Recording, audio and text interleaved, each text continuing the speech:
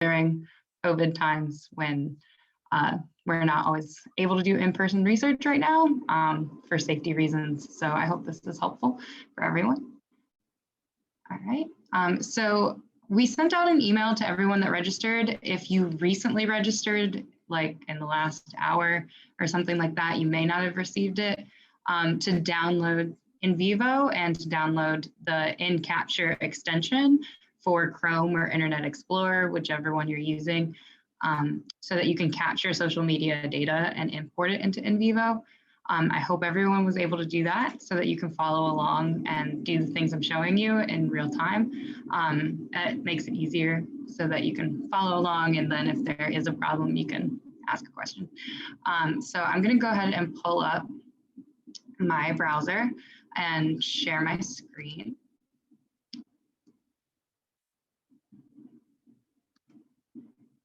Okay, so if you've downloaded the InCapture extension, up at the top, I'm using Chrome, up at the top of Chrome, there should be this button right here. And as long as you're on a public page of Twitter or another social media website, you should be able to capture the page as a data set. So Twitter is the one we're going to be using mostly for the workshop. So I'm going to go ahead and use that one. And I'll show you what the other ones look like as well. But if we did a simple search of a hashtag, like hashtag food, and searched it, for your own example, go ahead and search a hashtag that's important to you in your research or just interesting to you. Make it broad enough that it'll capture a lot of tweets, and maybe analyzing that would give you more specific tweets that you could then go and look at later. So if you're researching COVID, for example, you could search hashtag COVID, whatever hashtag would be important to you. So I did hashtag food just as an example. And then if you hit this, the InCapture bar at the top, it'll give you the option of tweets as a data set or the whole web page as a PDF.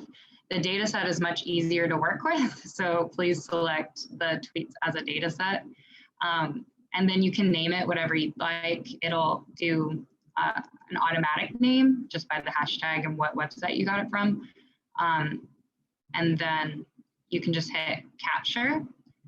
I'm not going to do it just because I don't want to mess up the computer with overloading it while I'm doing the video, but I've already done it and loaded it into NVivo. So, but go ahead and do that for your own example. While you're doing that and waiting for the tweets to capture, I'm going to show you what it would look like on Facebook as well. So if you're on a Facebook page, it has to be a public page. It can't be any private pages. It can't be anybody's profile. It has to be a public page that anyone can access. So I'm on American University's Facebook page. You go up to the InCapture button and do the same thing.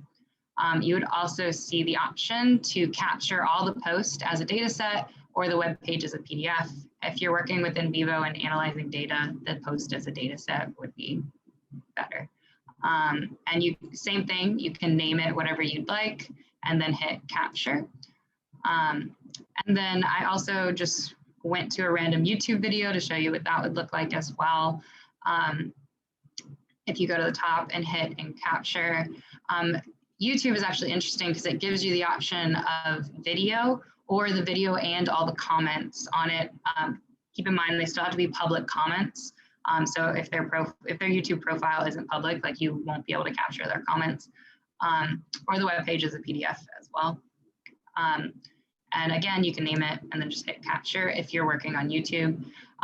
You can try any other social media websites or any blogs or anything like that. Just keep in mind that the data has to be public, so the privacy settings will be different depending on what website you're working on. For example, Instagram only allows you to capture everything as a PDF. You can't do anything as a data set just because of their privacy settings. So each individual website will have its own privacy settings, and they are constantly changing. So you can check back and see what would work and what won't, but that's just an example. All right, hopefully your search, your tweets have been captured for whatever hashtag search you did. So I'm going to pull open NVivo now. And I've already loaded it into NVivo, but if for the rest of you that are working with ones you just captured, you would go to import, and then there's actually an in capture button right here. You would select that and then browse to wherever you captured the data to. It'll probably come up already as long as you have it set to the folder that it was downloaded to. And then you would just select, these are a bunch of different searches that I've done previously, but you would just check the box of the one you did and then hit import, and it'll import into NVivo and show up here under the files bar on your left. So go ahead and do that. It may take a second to load, just be patient. That's why I already loaded mine in here, just so it would be ready for you all to see.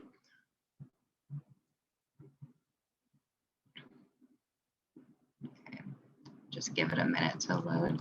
But yeah, once it's up, it'll appear right here, and then you can double click it and the window to the data will pop up here. And as you can see, we've captured 17,000 tweets. NVivo, in capture will capture as many tweets as it can in, I believe, 10 minutes. It'll stop if there's no more to get. And if you keep doing in capture, it'll keep getting you different tweets. So if you want to run it a bunch of times, you might get repeats, but each time you do a scrape, it'll give you a different data set. But you might be getting multiples of like the same thing, so you'd have to go and filter that. All right, so hopefully it's loaded. You can see all the data it was able to get.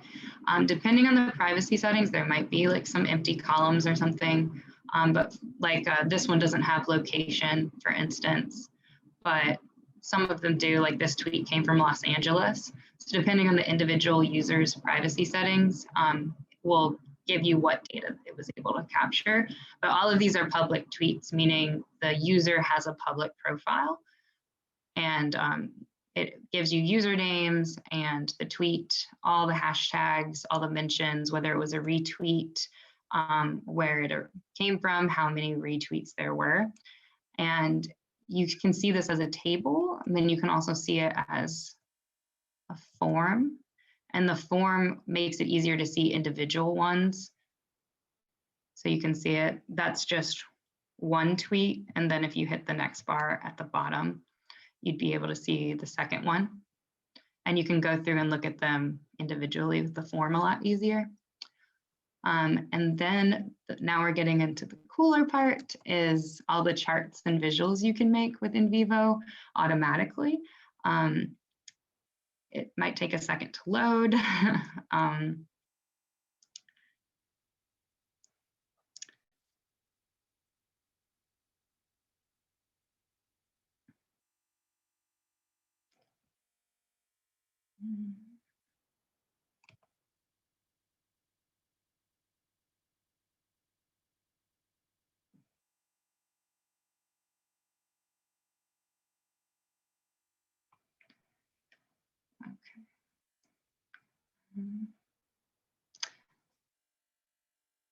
Sorry, sometimes it's really slow, especially if you're working with a lot of tweets. Just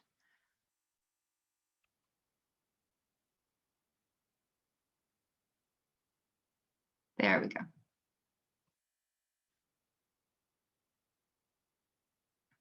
Okay, so here's one of the visuals you can make, and you can do select data at the top. Right now it's automatically set to pull up usernames and the number of tweets by usernames. But if you go up to the select bar, you can make the x-axis and y-axis whatever you'd like. So if you want to see hashtags and the number of references for each hashtag,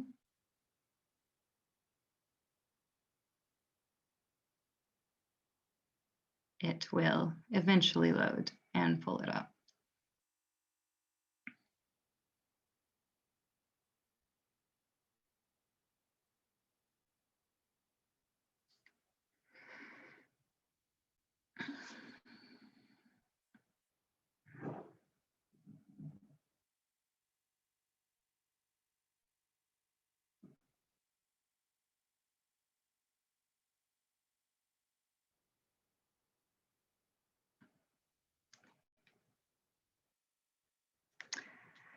Okay. Beverly, do you want to take a question while that's loading? Yeah, sure. What does capturing the video do? Does it scrape the transcript, or what would be a useful moment for taking the video from YouTube? So it'll take the whole video and upload it into NVivo. It's basically to have it as like data in another place if the video is taken down, or if you're going to do any like visual analysis of the video, so that you can have it all in one place. You can do like coding of different parts of the video if you'd like. I haven't worked a lot with videos in NVivo, but that's basically the idea. There's parts in NVivo where you can like highlight and code things, and it'll let you do that with PDFs as well as videos. It's a little bit easier to work with data sets just because of all the visuals that it'll automatically do for you, and you won't have to do as much things by hand. But yeah, that's like the general ideas so that you can analyze the video. Great. Still loading. Let's do one more question. Question is NCapture with the OS X version of NVivo? My understanding is it's a Google Chrome plugin. Is that correct? Yeah, it's a Google Chrome extension. When you download NVivo, you normally download NCapture at the same time, but sometimes it doesn't work, especially if you're doing a Mac or you don't already have Chrome or Internet Explorer. Unfortunately, you can only use those two browsers for NCapture, so you have to have Chrome for the Chrome extension or Internet Explorer for the for their extension as well. Gotcha. Okay, and then any way to troubleshoot if NCapture icon on Chrome displays a 0, meaning it's not capturing on Twitter? That probably means you're not on a public page. Okay. Is what most likely that means, because very rarely are there 0 tweets for a hashtag. So you're probably on somebody's profile. It might be a follower of yours. Also, NCapture only captures data that's public for everybody. So even if you follow someone and you can see their tweets, NCapture won't capture it just because you can see it, because if it's only public to you because you follow them and it's not a public profile, it doesn't count that as public data. So you're most likely on a page that isn't public for everyone. So yeah, that's probably why. All right, and then one more that it seems to be a question a few people have had. I don't seem to have the table form chart option showing up on the right. Is there something we have to turn on in order to view this? That's a new one. Oh, now it's done loading. Okay. We can look into that and get back to you all about that. Okay. I will save the chat, and Beverly and I will look over it to answer any questions we didn't get to. Yeah, if you have it pulled up here and the window isn't pulled up, you have to double click it. That might be why. So if you have the files itself pulled up and you haven't double clicked it yet, then that's why the window's not appeared. Great. Thank you, Beverly, for taking that Q&A break. No problem. Thank you all for being patient. But yeah, so here's, after you select the data, I'm sorry it was so slow. Running NVivo while running a video chat sometimes like really slows it down.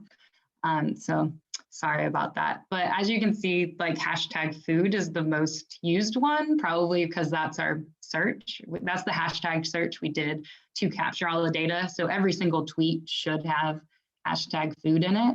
And then after that are the other most used tweets, other most used hashtags in all the data we captured. So foodie was next with 2,000, a little over 2,000 references.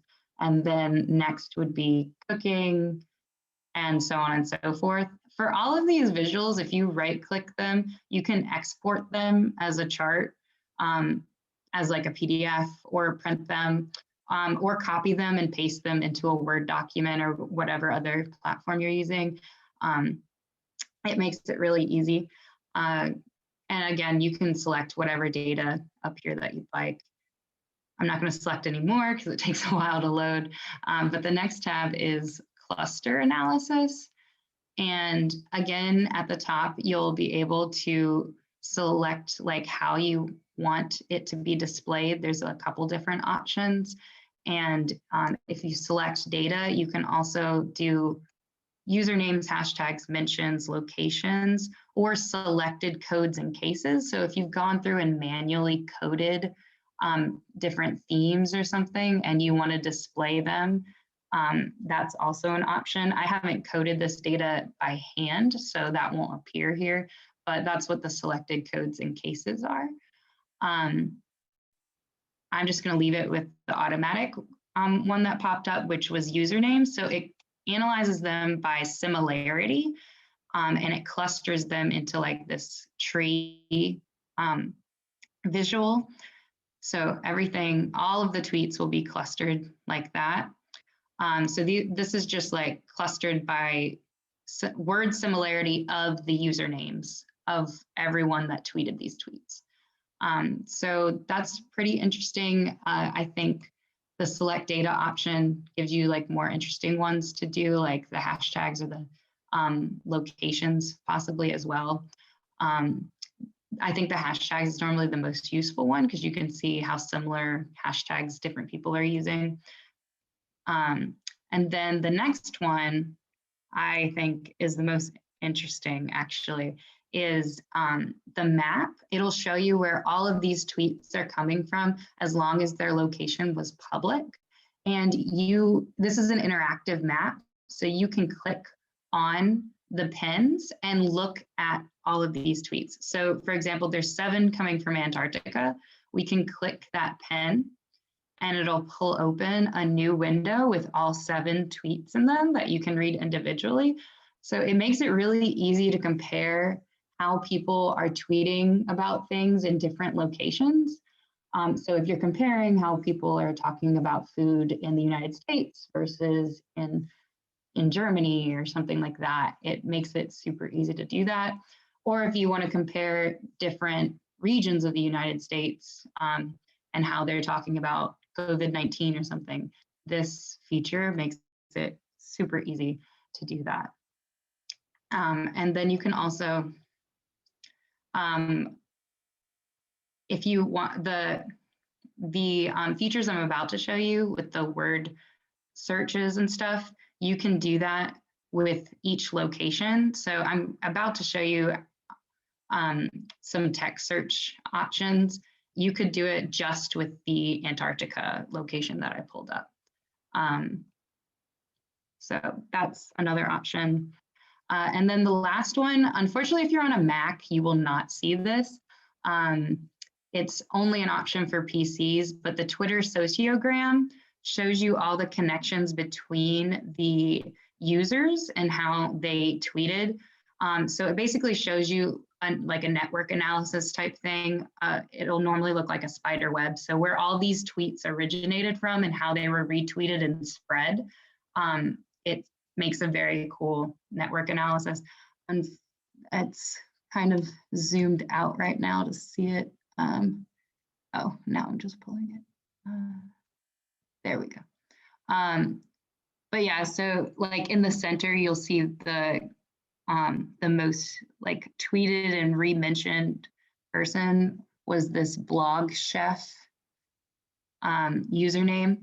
And then from that username is where a lot of these tweets were either retweeted or mentioned this user in their tweet or in their comment.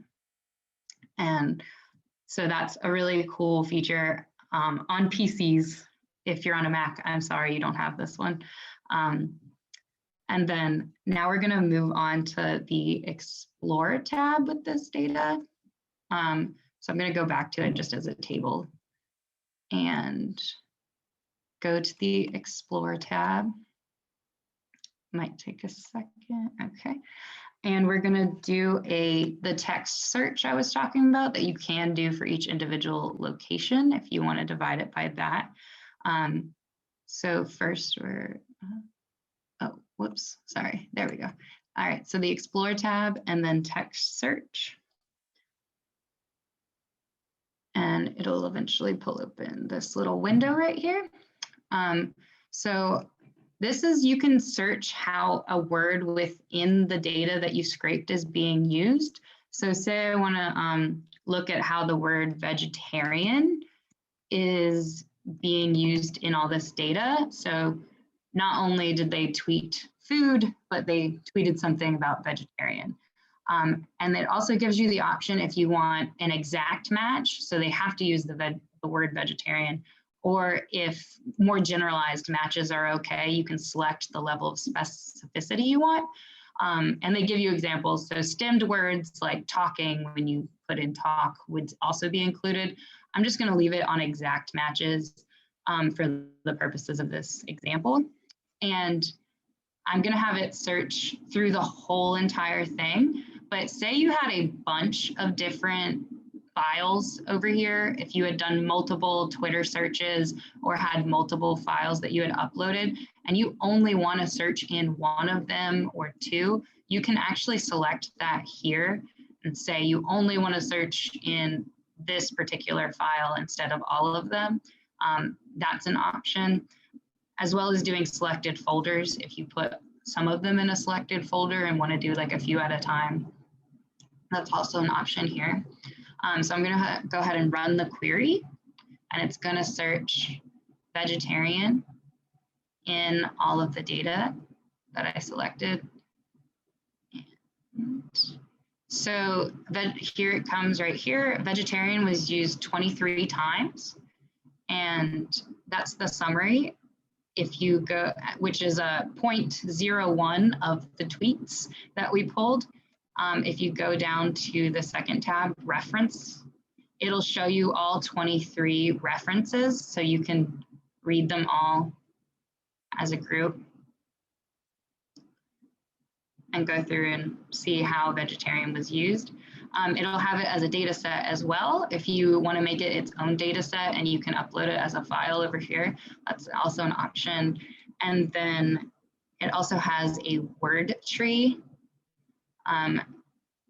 If you zoom out, oh, whoops, accidentally zoomed in. It'll give you the option of creating this word tree, and same thing, you can export it if you'd like the visual and want to export it to as a PDF or copy it and put it into like a Word document or something. That's also an option. All right. And then we're also going to do a word frequency one. So if you go back to the Explore tab at the top and then hit word frequency,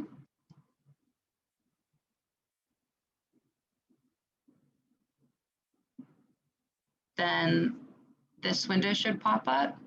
And this allows you to see what the most used words are in your data. Right now it's automatically set to 1,000. I'm just going to set it to 10 for the purposes of the example. I normally set the minimum word length to 4, just so words like and the aren't captured in the query. And the same thing, you can select the level of specificity if you want things grouped only by exact matches, or if it can be stemmed or any other generalizations.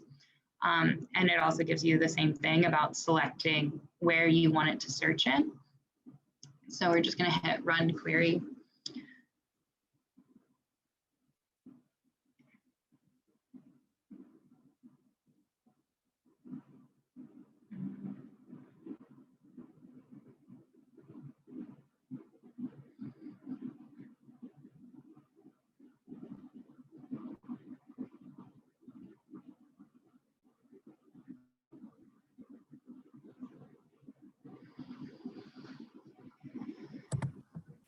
Hey, Beverly, can I ask a question while we're waiting? Sure.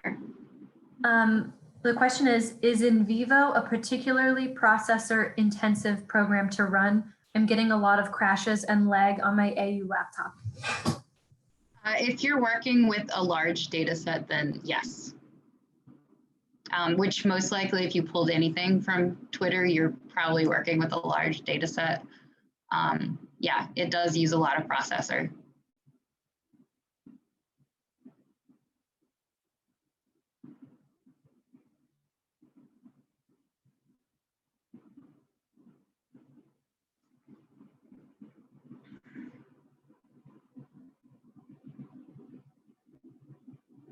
Oh, and also, I'm not sure what version of NVivo you're working on. The newest version, NVivo 13, is a bit better with crashing. I was using 12 a couple months ago and updated to 13, and it's been a lot better. So it also matters what version you're using if you are on an older version or not. I've at least noticed that NVivo 13 is working better for me.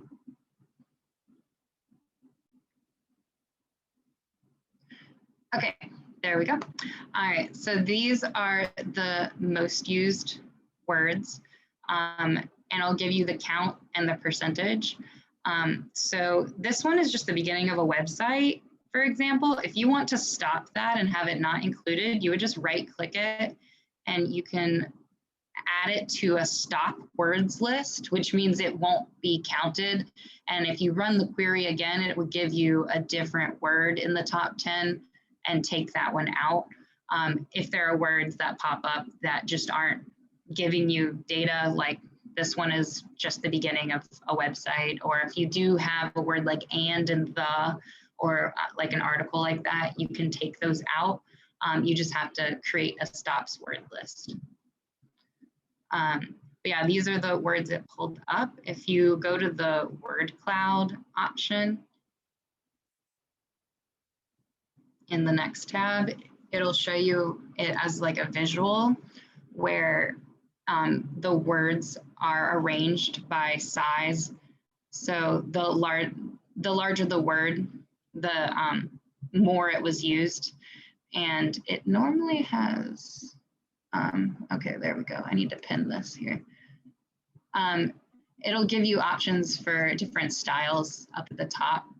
You can have different styles about how you want it to, colors and different fonts and stuff like that. If you want to explore those options. And then next it'll have a tree map and just display it in a different way. The bigger the block that the word is in, the more it was used. And then it'll also do a cluster analysis by similarity. So as you can see, I selected exact matches, which is why food and foodie and hashtag food are all different and separated, and recipe and recipes are also separated. But that's because I kept exact matches only. So if anything's different about them, it makes them a different word. If I scrolled down and did stemmed words or synonyms, then it would give me a different result. All right. And then next, we're going to do auto coding. This does take a bit more processing, so it may freeze. It probably takes the most processing, but if you go to explore and then do,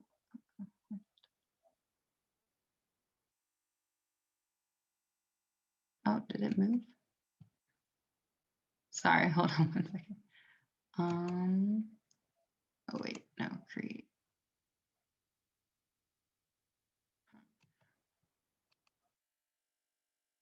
Oh wait, I think it's because I haven't selected this. Okay, yeah. All right, so if you've selected the file you want to autocode, and then under, oops, sorry, there we go.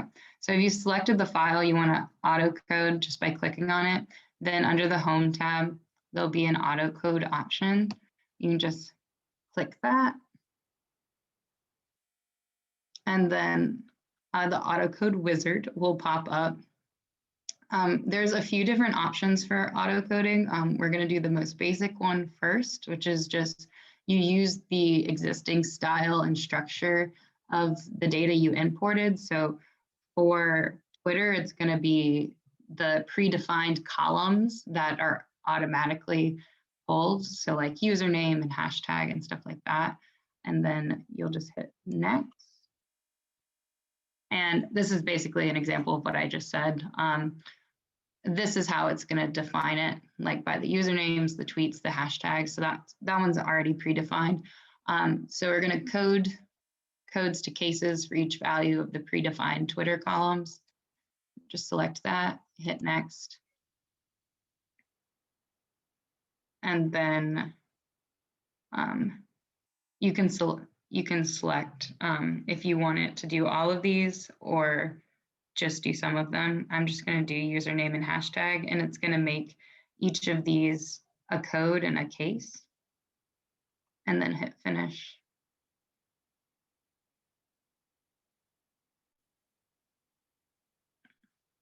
Actually, that didn't take as long. Lindsay, are there any other questions while we're waiting for it to load? Someone wants to know why one would code at all. What's the purpose of it?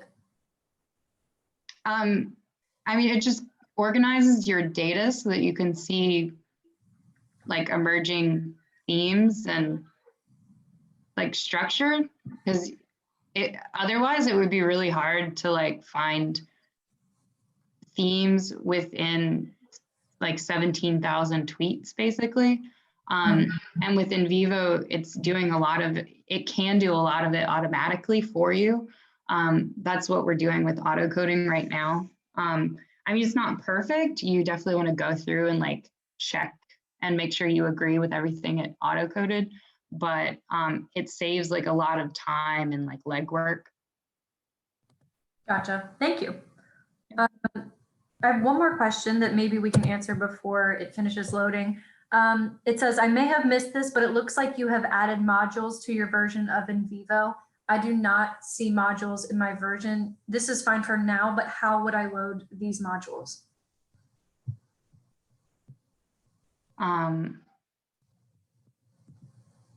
What does she mean by modules? Or he or she or they? I do not know. Okay. Joe, if you want to clarify what you mean by modules in the chat, I can ask Beverly again. I don't have any other questions, Beverly. Okay, that's fine. The auto coding takes the most processing speed because it's going through all the tweets and coding them for you. So that's just why it's going to take a second. Sorry about that, everyone. So Joe clarified his question, and he has, it's the tab at the top, Beverly. It's a modules tab, and he's using NVivo 12 plus. Oh, okay.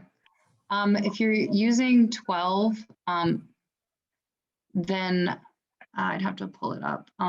They've just basically moved around some things. There's not a huge difference between 12 and 13. You should still have the files in this window, correct? And then you would click it, and I think, oh, you mean this tab right here. Oh, whoops. Yes. Okay. Sorry, I'm hoping it doesn't crash. We won't be using the modules tab for this particular workshop, but if you want to get it, I can't remember exactly what's under it. Most of the features are under the Explore and Home tab. But if you want to get it, you would just update to NVivo 13, and everything you've done in NVivo 12 should be compatible with 13. You just can't, once you've done stuff in 13, you won't be able to put that into 12. But everything you've done in 12 can be transferred over to 13. It's just not backwards compatible. And you can download the newest version from AU for free if you're a faculty or a student. So if you want to update it, then that would be how you do it. Everyone, I'm going to put the information on how to update to NVivo 13 if you're interested in the chat.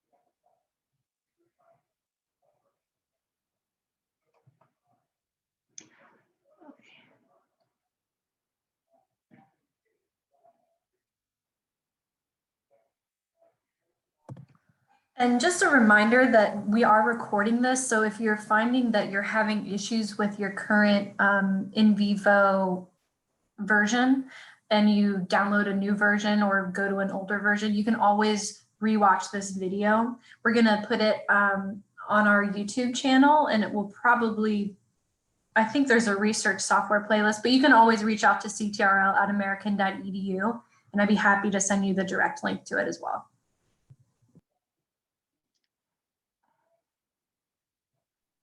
Can I ask a question? Because I think you missed my question. So I put it in very early. So I don't know, Lindsay. Sure. Oh yeah, Loretta, go ahead. Sorry about that. Oh no, my question was regarding, because I must have missed the first part of this, the first few minutes of it, maybe the first 5 minutes. Are we able to download or at least look at data from 2 years ago, Twitter data? Is it able to pull up a historical data, or is it just currently what's happening right now? It'll capture as many as it can in about 10 minutes. So basically it could be tweets from a long time ago or not. It'll just capture as many as possible.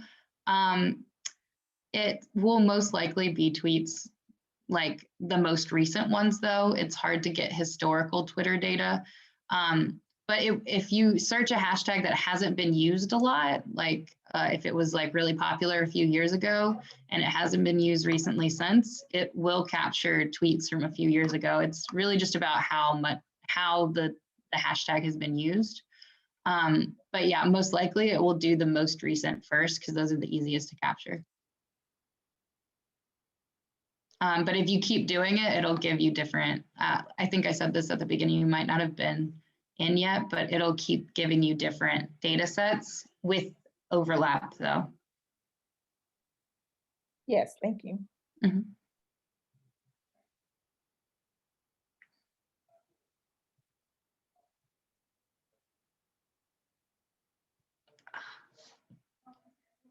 All right, I might have to try and close this and reopen it because I don't know if it's gonna be. All right, I'm gonna try and close it and reopen it. Hopefully. Close the program.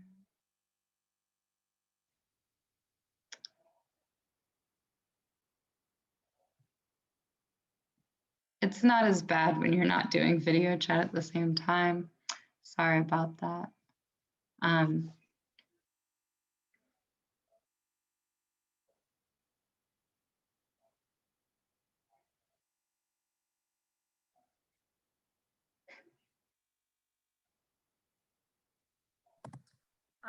going to go ahead and read Grace's comment. I feel like it's great information, but Grace writes, while we're waiting, it might be a good time to mention that SIS is having a sort of follow-up session to this awesome training. It is a part of the continuity of research series, so it will be advertised through the SIS channels. But if you're interested, you can email me at gb90051a@american.edu. It's in the chat. You can find it there. And the event will be on Friday, March 19th from 1 to 2:30 p.m. So if that is interesting to you, you can email Grace, and her email is in that chat. Thank you so much, Lindsay. I don't have a Zoom link for it yet. Otherwise, I would have sent that out too. But we would love to have anyone there. And this is more of a nuts and bolts training, and we'll be sort of talking about like how to use NVivo in the context of your research more broadly. So awesome. Thank you. Yeah, thank you. And Beverly, Chelsea Horn writes, what's the most exciting use of NVivo for you? How do researchers most commonly use this to analyze data? I really like the mapping feature because I find it really interesting how people are talking about things differently in different locations.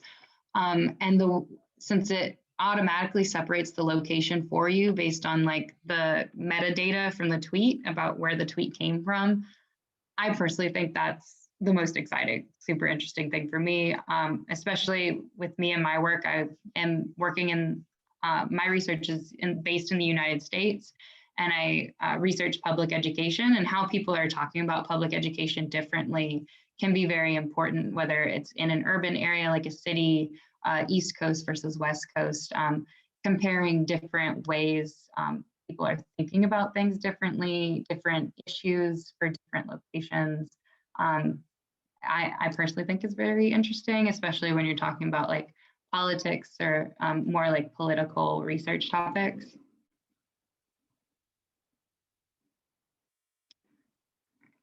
Let me open NVivo again.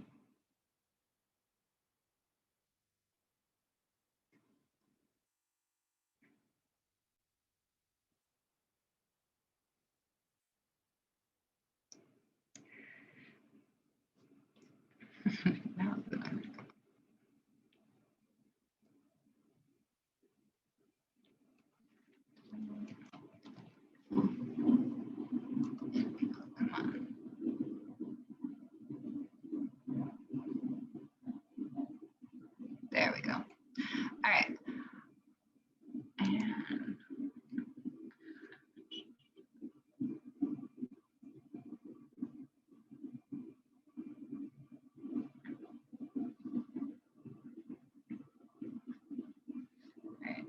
And And then I'm just going to show, instead of hitting finish and like letting it actually analyze the data, I'm just going to show you how to do it without,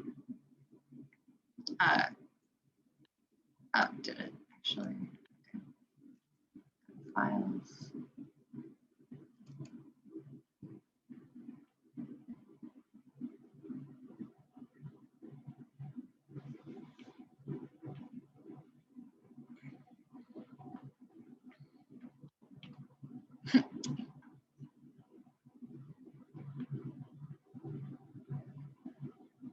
Okay. And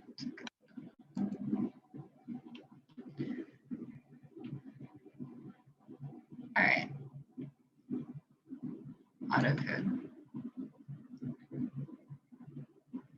All right, so I'm just going to show you what each one would do without actually doing it, just so we don't have any more crashes while we're on the webcam.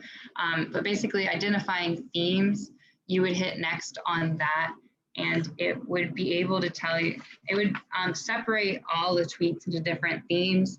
So in the food example, I have done the analyzed themes for this data set already, and it basically separates themes like recipe, food is a theme because it always is, because those are the tweets we collected. And it'll give you a list of themes it's found, and then you can check and uncheck the ones that you want, and it'll organize them into a visual. That looks very similar to the word frequency table that we've seen before. And you can uncheck ones that are not relevant. When I did this one before, it said that HTTPS was a theme, just because it's the beginning of a website and it's in most of the tweets. For example, you can see it in this blueberry hot chocolate, the HTTPS is right there. So it did identify that as a theme, but you can just uncheck it and it won't include it in your data. The next one is sentiment. And if you hit next on this one, you would be able it would automatically analyze the sentiments, so positive, negative, neutral sentiments for all the tweets, and it would make that a visual as well. It would put them in a graph. So you would have very negative, moderately positive, or very positive. It would put it in a chart and also put it in a graph. And you would be able to click each one, and you could look at all the tweets that it categorized in each of those categories. Keep in mind though, NVivo does not understand sarcasm at all, and it won't necessarily automatically separate them correctly. So you will have to like go through and make sure that you agree with the sentiment that it assigned to each tweet. It won't assign a sentiment at all though if it thinks it's neutral. So in this data scrape, I've done the identify sentiment auto coding, and the majority of the tweets are identified as neutral.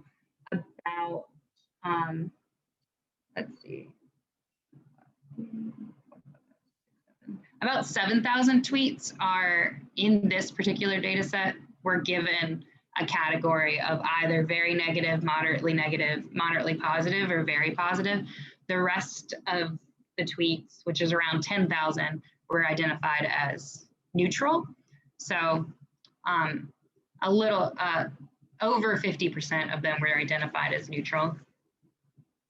But if you're working with something that is like less neutral, I guess, then that could obviously change, and most of them could be identified either as positive or negative. And then the last thing that I was going to show you is to do matrix coding. Before you do matrix coding, you have to do the auto coding. But the matrix coding can basically take the auto coding you've done and put it in a matrix. So for instance, if you want one row to be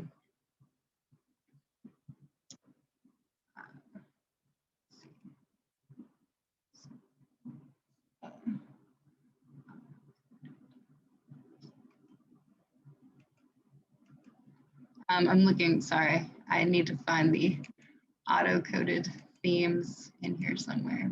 Oh, here it is. So these are the auto-coded themes for these are the two themes that it finds when you do auto-coded. I'm gonna select that and then hit OK. And then I'm going to select the sentiment coding. And then hit OK. And then it's going to make a matrix of all the themes, and then whether or not more positive or negative were identified with each of those themes. So if since it's the last one, I'm gonna go ahead and run it.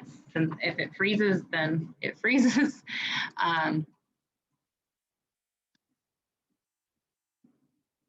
And it might take a second to load, but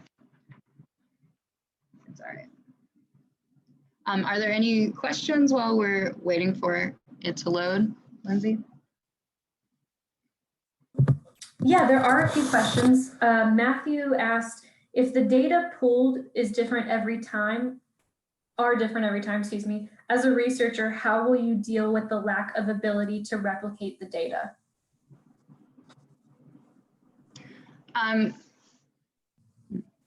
That is a good question. I'm more of a social scientist, so our data is never replicable, pretty much. I'm an anthropologist, so when we do like participant observation and observing human behavior, it's like rarely replicable.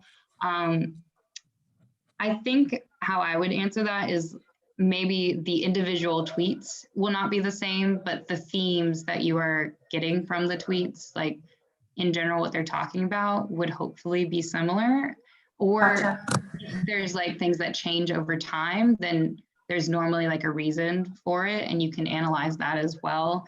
So if you're analyzing a social movement or something and things are continually happening, then you could add that to your analysis as well. Great. There's another question that goes to the sentiment analysis. Or you can, can it perform sentiment analysis in languages other than English? Oh, that is a good question. And I unfortunately do not know the answer. It definitely collects tweets in languages that are not English, because the data set has some. I unfortunately don't know if that would automatically be put into neutral or if NVivo does know how to do it with other languages. I'll look into that though, and maybe we can have like a follow-up. Yeah, definitely. I'll save the chat and we can go through it together. And then one final question, can you use NCapture with all of this in the same way with articles, with news articles? So with news articles, if it's like a web-based source, like if you're on the Washington Post website and you're pulling data from there, it's going to depend on what the Washington Post like privacy settings are. If NVivo can capture like comments or anything on the post, it will always pretty much capture everything as a PDF though. And then if it's captured as a PDF, you would be able to do manual coding. So you would be able to do traditional coding where you're like highlighting text, and on NVivo, if you highlight the text and drag it and drop it, you'd select codes and then just drag it and drop it there. And you can code as you go very quickly. And then you can, under all your codes, you would be able to click each code and it'll pull up each reference, everything that you coded under that code will be pulled up. So it does make it a lot easier, but it's not as easy as having a data set that'll make all the visuals for you. If you're talking about like a paper newspaper, you can also upload that as a PDF by taking a picture of it or scanning it, and it would be the same process of highlighting the text and dragging and dropping and coding it manually by hand. But even that is easier than manual coding without using NVivo, just because you'll be able to organize it easier. And then you can also have it organized with, say you're doing a mix of both internet sources and Twitter searches and PDFs, you'd be able to easily have them both in NVivo and compare. You could even have them coded under the same codes and have them together basically for your analysis. Another question, so you can only manual code. Is there a way to use the auto code function for news articles? I believe what you said about it being a web article, depending on the news source's privacy settings? Yes, it'll depend on the source's privacy settings. Gotcha. Okay, I have no further questions. Does anybody have, Beverly, are we waiting for that green bar to get to the end? Yep. Anybody has any other questions? Feel free to ask.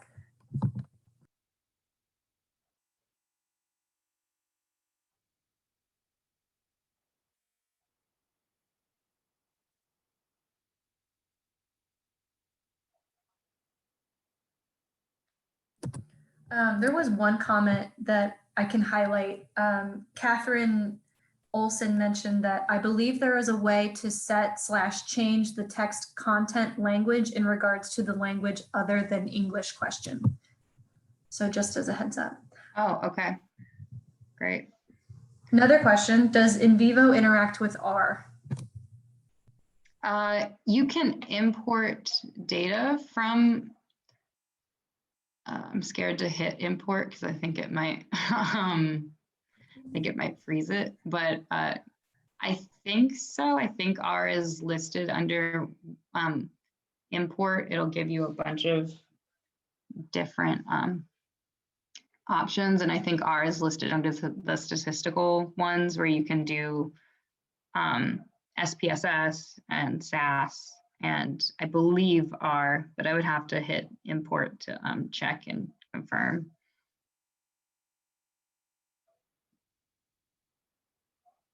NVivo also works with literature review. So if you want to import stuff from like bibliography software, like, oh, here we go. Yeah, so these are the themes that were auto-coded, and then how, what sentiments they were given. So for instance, let's look at, wasn't there, okay, airplane food got 1 positive, 1 very positive, and 0 negative apparently, but it, so that just means most of it was coded as neutral. And food by itself got 252 positive, 115 very positive, 137 positive, and then it goes down for negative. So only 96, 53, and 43 negative. And you can see this as a chart. Oh, well, never mind. The number of rows is too high, so it won't let you see it as a chart right now. But if you like unchecked some of them so that not all of them were coded, then you would be able to see the chart and click on, you'd be able to basically click on the each bar of the chart, and it would pull open the tweets that it coded. Oh, you can do it here too. So food parcels should pull open in another window. Yeah, so this is the reference to food parcels that it identified as positive. So like airplane food, if we want to see what the one reference, positive reference to airplane food was, you can click that too, and it'll pull it open in another window. So that's the, it probably identified it as positive because it had the word best photo. But if you disagree with any of these, you can always uncode it by highlighting it and then right-clicking and then selecting uncode. And then that'll give you the ability to double check what NVivo has like identified for each sentiment. So if it doesn't, for instance, understand sarcasm and identified something as positive that should be negative, or something that's identified in a particular way and you think it should be neutral, then you can go through and check all of those as well. So those are the main features that I wanted to show you all today.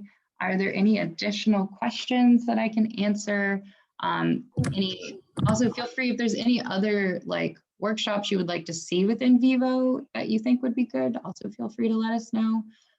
We have another one coming up in March about how NVivo can be helpful for archival research. And that'll be more on like how you can work with PDFs and photos together, things that you would probably get from the archive that aren't necessarily like data sets and stuff like that. Yes, and we also, I've just put the evaluation for this session in the chat. And one of the questions we ask is, are there any additional things within this topic that you would like us to explore? So please click on the link and give us some feedback so that we can get you some more great sessions. And Beverly, we do have one question that we didn't address. Mm-hmm.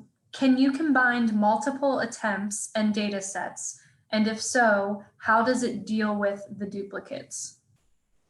So you can combine them in the sense that you can import them all, but unfortunately there isn't a way to automatically deal with the duplicates.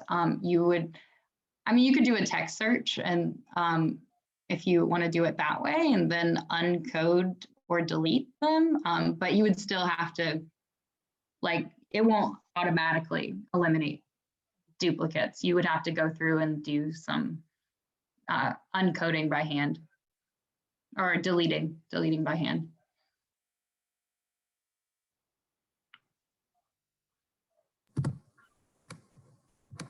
Great. Any other questions for Beverly before we have 15 more minutes, but if there's no more questions, we can let everybody go.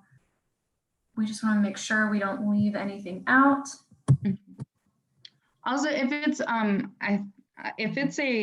hashtag that's used very frequently, like if it's one of the hashtags associated with a social movement or something that you're researching, it probably won't duplicate once there's so many tweets that it's just going to give you the most recent. So if the tweet has like 15,000 tweets a day and you did your first scrape a week ago, then you probably don't have to worry about duplicates, because it's just going to collect the most recent that it can find, because those are the easiest.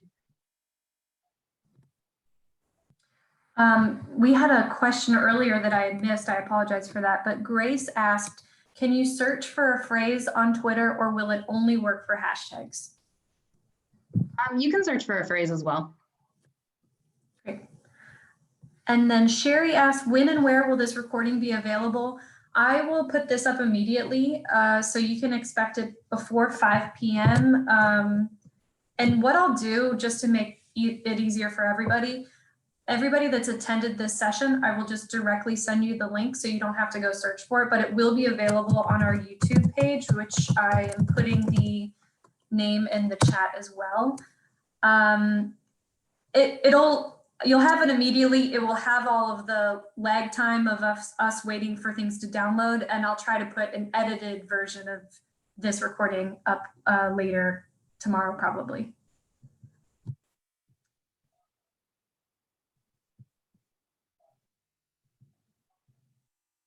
Okay.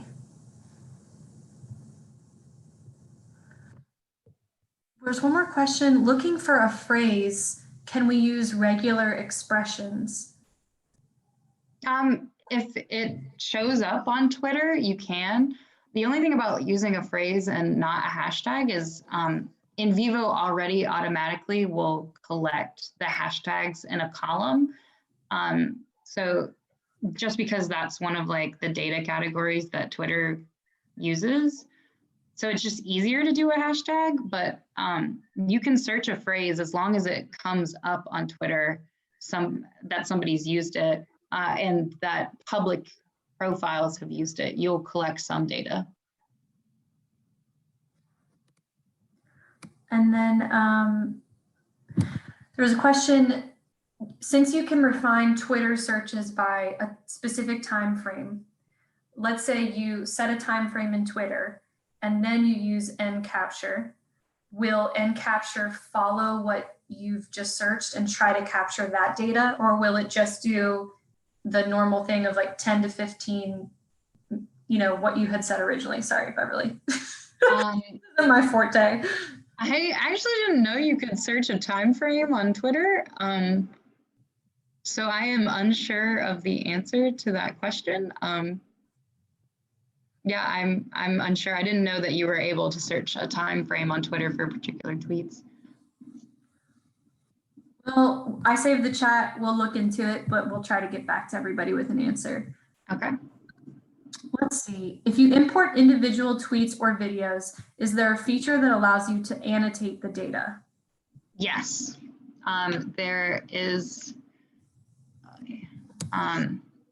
NVivo has an annotation feature.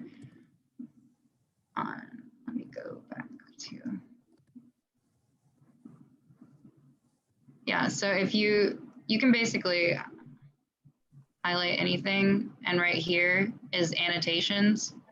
And you just click that. And if you've already annotated it, you can do view annotations or add annotation. You hit add, it'll pull up the annotation here at the bottom, and you can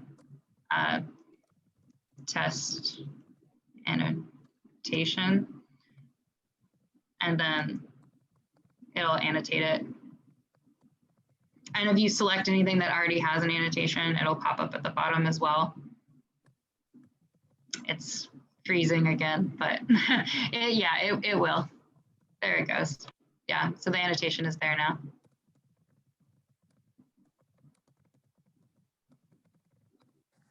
And it's highlighted. Okay. And then let's see, I think that's all of the questions we have specifically about this workshop. There was a question, when is Beverly's next workshop? And it is March 18th. It's a Thursday from 2 p.m. to 3:15 p.m. So we hope you can join us, but we will send out an invitation to all AU faculty. So you can just register through that email. Thank you all for joining us. I really appreciate it. I hope it was helpful. And I hope you all have a great evening.